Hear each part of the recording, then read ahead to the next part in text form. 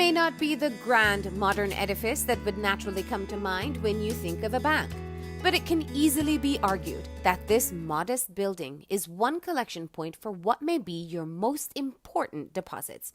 Here at the National Blood Bank, the deposits you make are conducted in units, and each person is restricted to deposit 1 unit every 3 months. The blood bank works in terms of like any other bank, just that we don't need it cash. Nurse Doreen Madrill is a nurse phlebotomist who's been working at the blood bank for almost 16 years. She's one of the frontline persons that donors interact with at this blood bank, conducting interviews and preliminary checks, as well as assisting with questionnaires. Once a deposit is made, each donor receives a donor card, similar to a bank book. It's your personal copy of deposits made and helps you keep tabs for your next donation. This, from the first donation, will tell you in the next 3 months, you can come back off the card.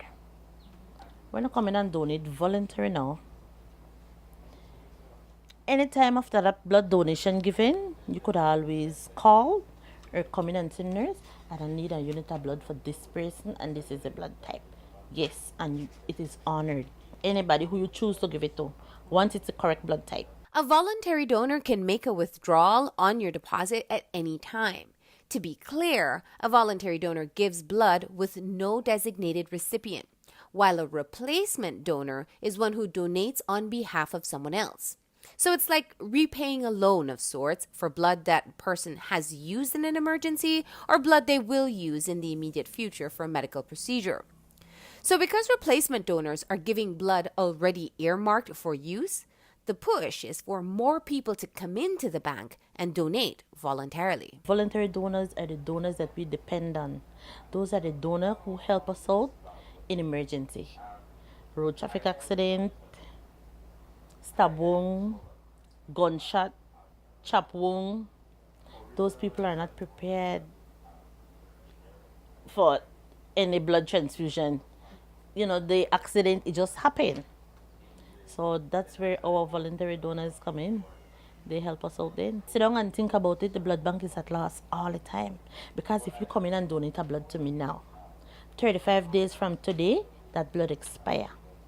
So when that blood expire, we try to use out the old blood first, because every day we have a new expiration date.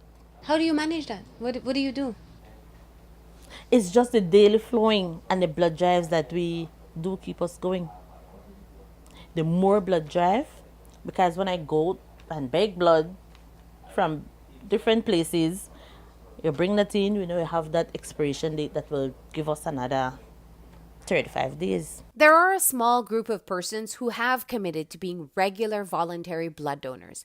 They make up about 10% of the blood donated to the bank.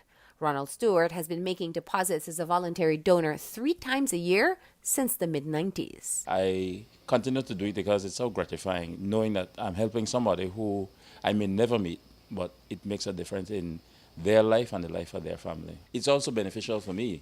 Once I give a blood donation, the body doesn't have to destroy it, and there's no replacement for it. There's no artificial blood that could be made, so to speak. So I give. Gift of life.